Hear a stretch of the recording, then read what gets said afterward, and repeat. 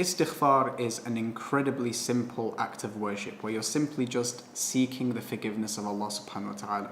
When you guys say Astaghfirullah, you are simply saying, Ya Allah, please forgive me for my sins. And the super vast majority of Muslims will look at Istighfar as simply just a means to forgive their sins, and that's it.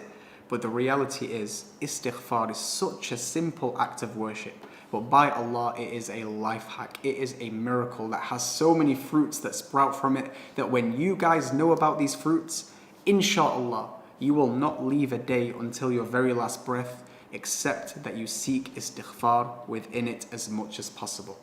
We're going to mention 5 virtues inshallah that will be able to do that, even though there's a plethora more virtues.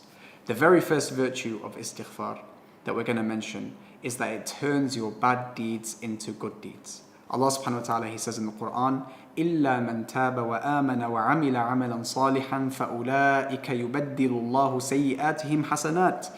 As for those who repent, they do istighfar, and they believe in Allah subhanahu wa ta'ala, they're Muslim, and they do good deeds on top of that, they are the ones whose evil deeds, their sins, Allah will turn them into good deeds. Why is this significant? Because within 100 years, me and you, we're going to be in the grave. We're going to be with Allah subhanahu wa ta'ala.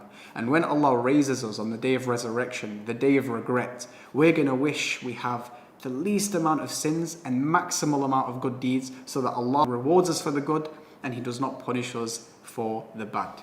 But it doesn't stop there. Allah subhanahu wa ta'ala, He says in another verse, إِنَّ الْحَسَنَاتِ يُذْهِبْنَ السَّيِّئَاتِ. Indeed, good deeds remove bad deeds. So really just focus with me here.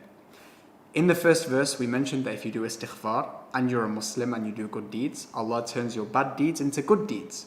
But in the second verse that we've mentioned, Allah is saying that more good deeds removes more bad deeds. Are you understanding that this is kind of like a cycle that is basically laying the red carpet for you to enter into Jannah? You start with istighfar, you do good deeds, as a result, bad deeds turn into good deeds. But because you have more good deeds, Allah removes even more bad deeds from your account, so that when you meet Him on the Day of Judgment, you are pure and you are ready to enter Jannah, insha'Allah ta'ala. And again, at the root of that is istighfar. So that's the very first virtue.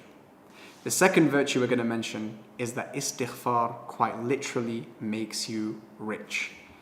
Allah subhanahu wa ta'ala, He says in the Quran, فَقُلْتُ اسْتَغْفِرُوا رَبَّكُمْ إِنَّهُ كَانَ غَفَّارًا. Seek your Lord's forgiveness, command, for He is truly the most forgiving.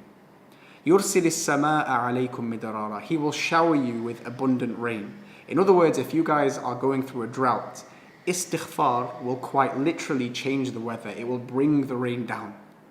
وَيُمْدِدْكُمْ بِأَمْوَالٍ وَبَنِينَ. He will supply you with wealth and children. If you guys are struggling to have a child, istighfar is the thing that will allow you to get children, insha'Allah ta'ala. But not only children, amwal, money, wealth. If you guys want to become rich, this is the key. Increase in your istighfar. Allah is telling you this. If you guys believe in the Quran 100%, Allah is telling you that istighfar will increase you in amwal wa banin, wealth and children. So put your trust in Allah subhanahu wa ta'ala and increase in istighfar as much as possible. And inshallah, you will see doors open left, right and center bi'idhnillah ta'ala. The third virtue is that istighfar relieves you of every single anxiety. The Prophet Muhammad ﷺ, he said, من لزم الاستغفار جعل الله له من كل ضيق مخرجا ومن كل هم فرجا ورزقه من حيث لا يحتسب. If anyone continually repents and seeks istighfar, من لزم الاستغفار, astaghfirullah, astaghfirullah, astaghfirullah over and over again, Allah will appoint for him a way out of every single distress and a relief from every single anxiety, and will provide for him from places he could not even imagine. Think about the things that stress you out right now. Think about your mental health in general. Think about the things that make you anxious, whether that be family, whether that be provisions, whether that be the future, whether that be the past, whatever it is.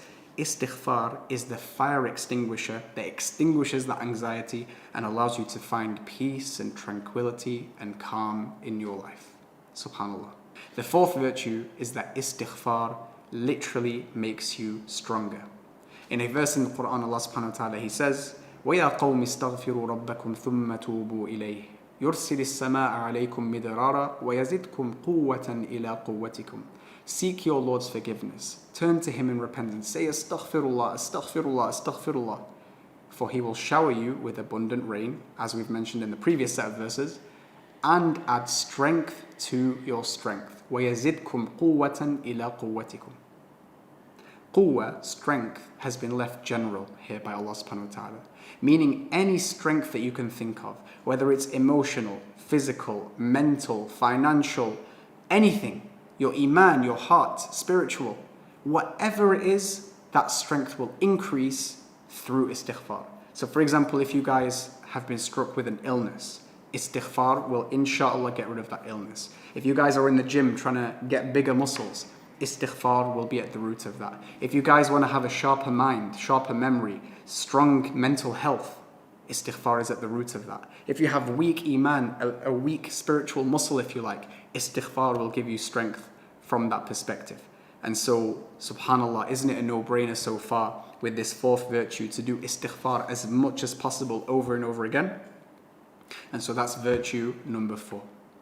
Virtue number 5, which is the best of all virtues, is that istighfar is the key to getting you into Jannah. Allah subhanahu wa ta'ala, He says in the Quran about the people who do istighfar, أُولَٰئِكَ جَزَاؤُهُمْ مَغْفِرَةٌ مِّن رَبِّهِمْ وَجَنَّاتٌ تَجْرِي مِن تَحْتِهَا الْأَنْهَارُ خَالِدِينَ فِيهَا. The reward of those people who seek forgiveness of Allah is forgiveness from Allah. And from that comes gardens under which rivers flow, staying in there forever and ever and ever. If you guys want the path for you to enter Jannah forever, where you have everything you desire, you have perfection to face for the rest of eternity, which is the greatest success any human being can taste, istighfar is at the root of that. And subhanallah, with these 5 virtues, suddenly the name of Allah, Ash-Shakur, the most appreciative, comes to life. Ash-Shakur, the most appreciative.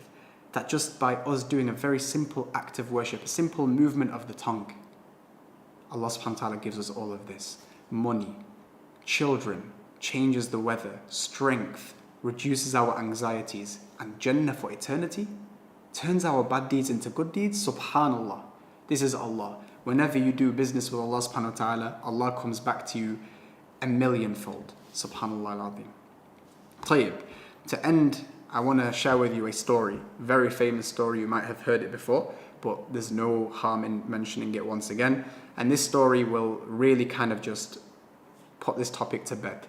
You guys will feel like, khalas, from now on, I'm going to do istighfar all day, every day. This is the story of Imam Ahmad and the baker. Imam Ahmad is one of the greatest scholars in Islam. And of course, back in the day, they didn't have TikTok, Instagram, they didn't have all these social media platforms where they can see his face and know what he looks like. Everyone had heard of him because he's an incredibly high-level scholar, but not everyone has seen him because there's no social media. And so one time Imam Ahmad was traveling, and because he left his city, people don't recognize him until he introduces himself as Imam Ahmad. And so as he was traveling, he stopped by a small village to stay the night in a masjid so that he can basically wake up in the morning and continue his travels. When he did that, the masjid keeper came after Isha and he said, "Get out. There's no staying here tonight." Imam Ahmad was saying, "Look, I'm traveling, I'll be out in a few hours." "No, get out."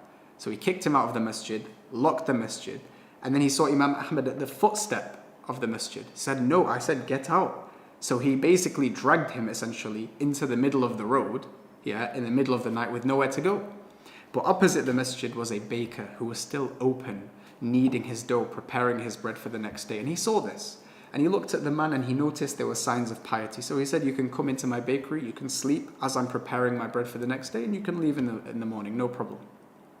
So Imam Ahmad, he goes into the bakery, he lays his bed in the corner, and as he's doing everything and preparing his bed for sleep, he noticed that the baker, as he was kneading his dough like this, he would constantly say, "Astaghfirullah, astaghfirullah, astaghfirullah," over and over again.